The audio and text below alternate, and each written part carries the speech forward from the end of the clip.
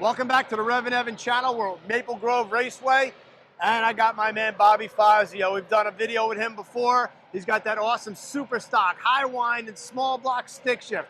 But today he's got the big block, the 390, running in Stock Eliminator, C-Stock automatic with a beautiful 68 Mustang. Bobby, welcome back. Thank you very much. Thanks for having me. Always love seeing you, Evan. Yeah, a lot different world for me now. In the big block, we come from the small block world, the 289 world that my dad's, really experienced with. Right. And the world where we usually get chased down the racetrack as opposed to chasing other cars down the racetrack. We're usually getting the handicap head start. Now I'm giving it. So it's just a whole different feel for me in general. Yeah, the car is beautiful. We're going to take you through it. I think this is the first time we've done a 390 on the channel, so let's get to it. So Bobby, this is a fairly new project for you. Tell us how you got the car. So this car really, I'd say it was a blessing from Alicia Anderson, who I work with on Drag Insights, stats and analytics for drag racers, which is a phenomenal program where you can just type in a racer's name and you can find all their stats. So I am a math tutor and mathematician by trade, and Alicia and I go way back. We've known each other for a while, and she called me up one day and said, hey, can you help me out with a little bit of the math on what I'm working on? And we developed a relationship. Well, a tragic turn of events, Alicia's longtime partner, the actual inventor of Drag Insights, Rusty, he passed away. This was his car, and she, kind of asked me if I was interested in purchasing the car from her. And I hemmed and hawed over it because I really don't know much about 390s, and, right. and it's not our background, but it was such a beautiful car and an absolutely wonderful opportunity that I could not pass it up. So I flew down to Atlanta right away, checked it out, flew back home same day, talked to my business partner / father and said, hey, we got to fly back down to Atlanta, and we made it happen. And Alicia is a work partner, obviously, with draginsights.com, but she's also a dear friend. And this relationship, I can't say enough about it. She's really, been a blessing from above, for sure. So look at this car. It's a beautiful car, in my opinion, a beautiful blue color. Brittany blue. Well built. I mean, the inside and out of this car, it was actually built by Neil Rhodes out of Division 5, out of Colorado. And I would say he spared no expense. This cage in here is amazing. I feel super safe in this car. It drives straight. It's got a Blair Patrick engine in it, 390 engine, obviously.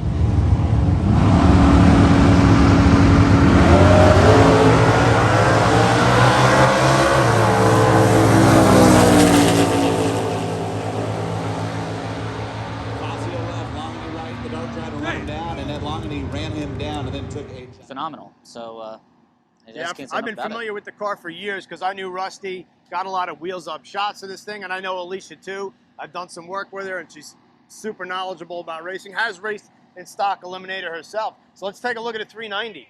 Got the badges on there, got well wheels. I love it's got like the Cobra Jet style stripe. Man. It does have the stripe. It's got weld wheels. When I got it from Alicia, it did have some really nice lightweight Bogarts on it. Right. But me, just being me, I really like the weld Illumistars, and right. I have it on all the other on the other car, and I just liked that they had the same wheels. It's got a Holley. Now these cars came with Holley 600s, I believe, back in 1968. NHRA allows us to run a Holley 735. Okay. It was offered as a replacement back in the day. We have to run stock intake manifold in Stock Eliminator, stock heads, and stock crank, stock block, etc. We are also allowed the aftermarket police interceptor intake, which is a nice addition here as well. So that's an aluminum intake, whereas these cars, likely came with a steel intake back in the day. And if you're changing a steel FE intake, you need a crane, an engine hoist. It's like a 90-pound intake. I think an FE steel intake weighs as much as like a 5-liter, like 80s, 90s era block. It is very, very heavy. I'm telling you. Even two guys. I mean, you better have your the back slings on. So we do run the iron head. This is the C6 AE-R head, which they actually call the poor man's Cobra Jet head. It's a relatively difficult head to find, but they were offered on 1966 and 67, and I believe even maybe some 68 Mustangs. But pretty good head, but we are the only ones that run it in stock Eliminator, you're also allowed an Edelbrock aftermarket aluminum head, but they don't make it anymore. It's become very, very difficult to find, so we're just going to, stick with what we got here, and we'll just build upon this. So what are some of the specs on the engine? Cam lift, valve sizes? So you're limited in stock Eliminator to the stock cam lift, which is a 481 intake, 490 exhaust cam lift. Right. So a little more than my 289 stuff, but still not overly impressive. The runner volumes have to be stock. The valve sizes have to be stock. So these are 203 intake valves, 155 exhaust valves. And that's pretty much it. C4 transmission and a nice torque converter, ATI torque converter that stalls up to, I'd say, about, I launch around 3 to 3,500 depending on what kind of reaction time I'm trying to get. Right. And about flashes up to about 56, 5,700 RPM off the line. Pulls the front end up, fairly high.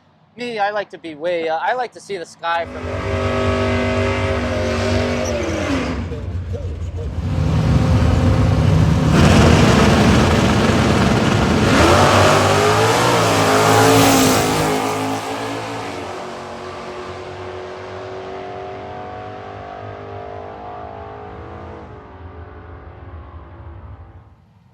All right, so welcome to the interior of my 1968 Mustang here. This was an original 6-cylinder car, by the way, that we then converted into the 390.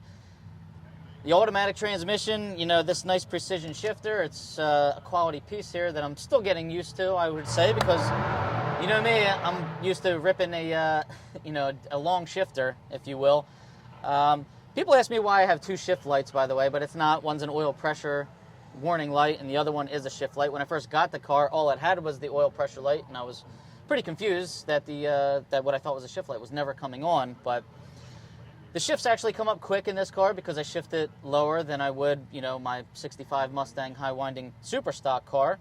But also in this car, you leave lower. There's a rev limiter that's working off of a brake pressure switch.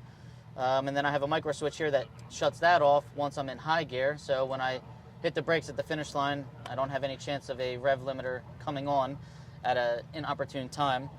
But nice gauge panel here. Like I said, this car was built, very pristine, very good build here. Everything was in here. The only thing I added was this playback recording tack. And I touched up some of the wiring. It had good wiring, but I am... I like color-coded. I like easy diagrams and such. So very, very quality piece. The race pack has been new to me. I'd never had a race pack before, and it's really come in handy. It's nice to monitor everything that's going on with the car at any time during a run. So just a,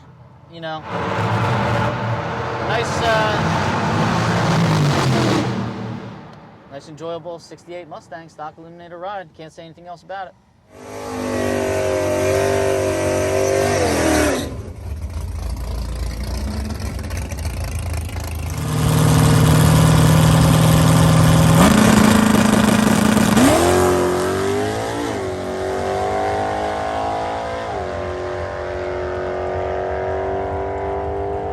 Bobby, talk to me a little bit more about horsepower. What's it making?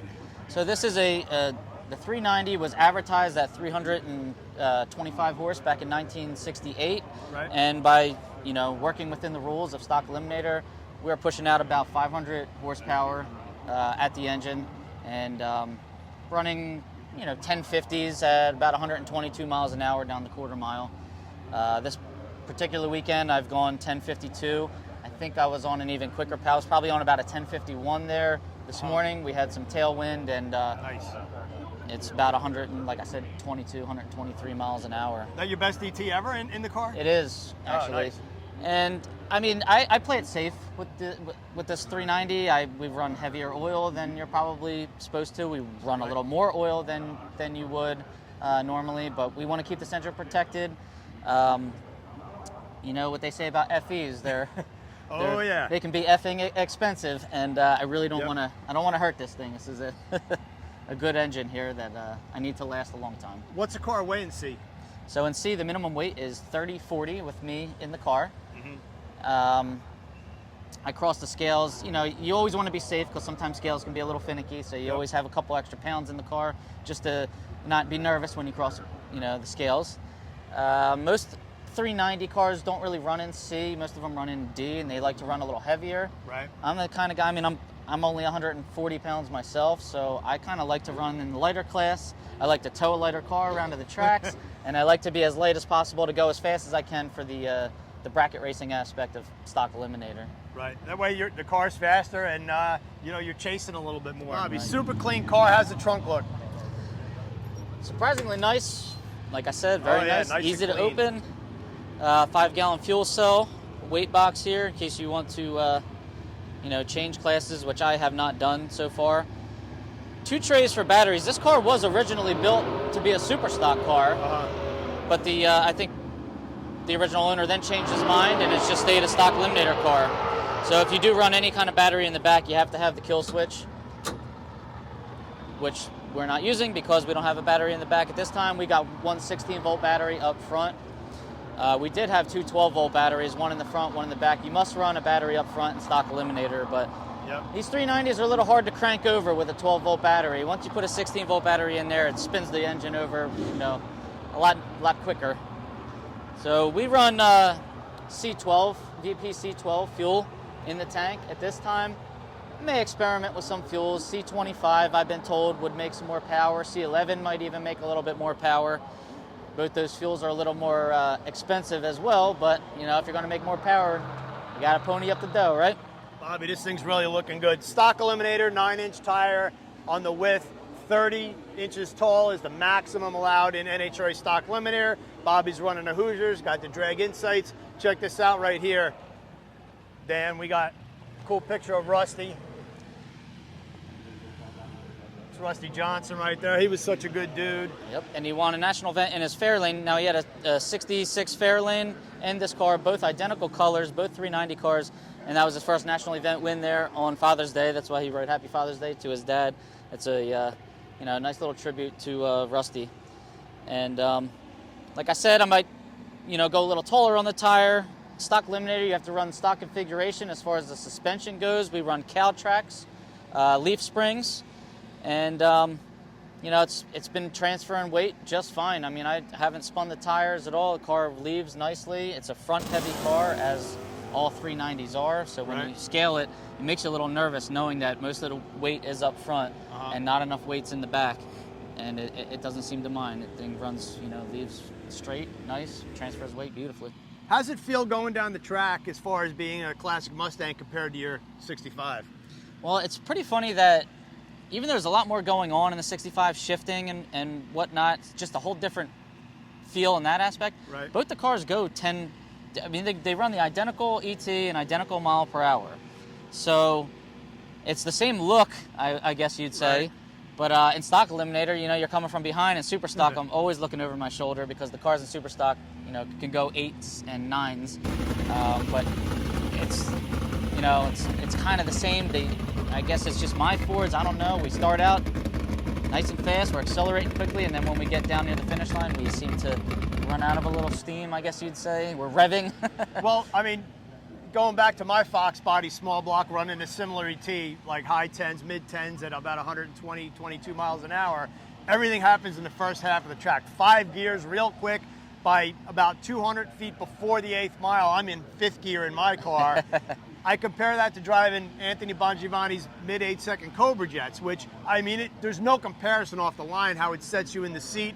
Automatic trans, you know, hit the button or hit the shifter 2 times, and that's a way faster ride at 160 miles an hour. Yeah. But it doesn't feel that much faster because I'm so busy in my car the first half of the run that I get you. The stick car, I think you're also a little more in tune with the car off the line, just because you know you're going to be hitting gears, dumping the clutch. The burnout's a little more involved, but it's still fun either way. It's less thinking and more reaction, and I just work better that way when I don't have time to think and mess anything up. Right. But both cars, you know, both cars 1-2 shift is just by feel, by sound. Yep. And then in this car, the 2-3, I can actually look at the shift light and hit it. The stick car 1-2 and 2-3 are by sound and by feel, and I'm in 4th by right about 330. You know, right after the 330. So like you said, yeah, the first part of the race, I guess in both cars, you know, is pretty busy, and then you have the rest of the time to kind of do what you want, flip your visor up, get your foot positioned on the brake, look around, hope that the other guy red lit or is broken on the starting line, you Check know, things like Facebook. that. Yeah. Cool.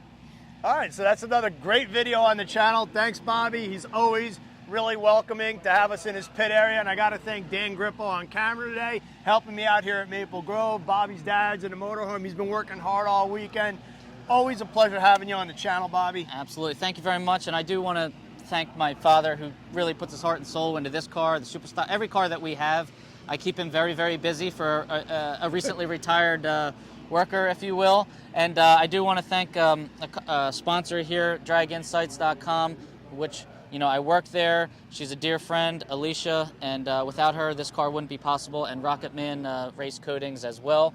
Rocky Jordash, he helps, you know, lower the friction and increase horsepower. He coats everything, you know, all your engine parts and whatnot. So without these people, I wouldn't be able to do this. You know, I really appreciate it, and I appreciate you for having me on. No problem. So don't forget to subscribe, check out the channel, leave a comment, hit that like button. We appreciate everybody out there. Come back for more.